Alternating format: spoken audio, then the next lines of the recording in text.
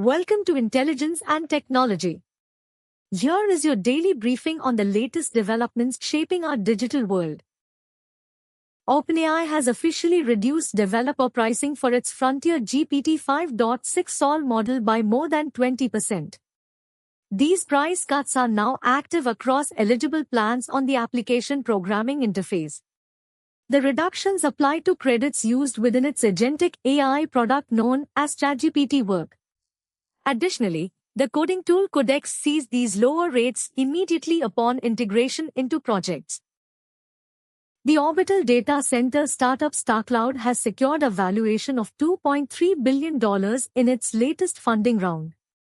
This capital influx follows the blockbuster initial public offering of SpaceX, which has rekindled investor interest in space sectors. Consequently, emerging areas such as orbital data centers are attracting significant attention from venture capitalists globally.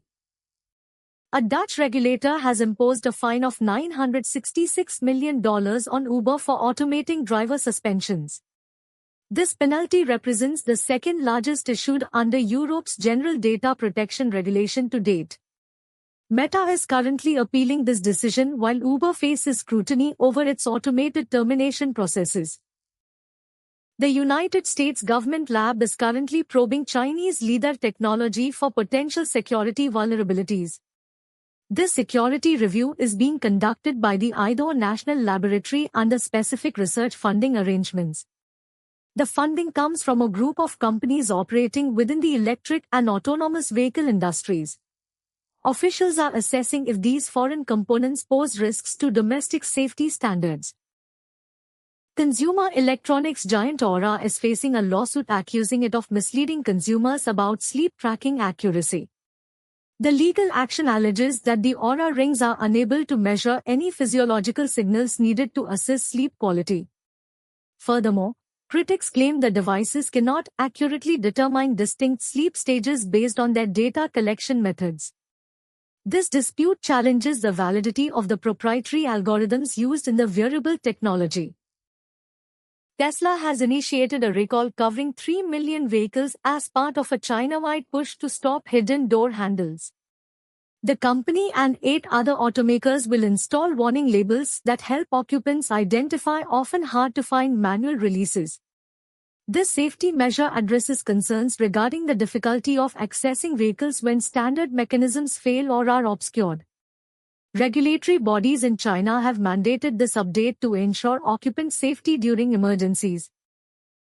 Private equity firm Apollo has confirmed a data breach occurring amid a broader hacking wave targeting financial giants.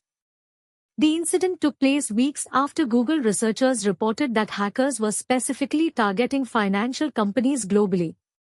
Security experts are analyzing the scope of the leak to determine what sensitive information was exposed. Investors remain concerned about the implications for other financial institutions facing similar cyber threats.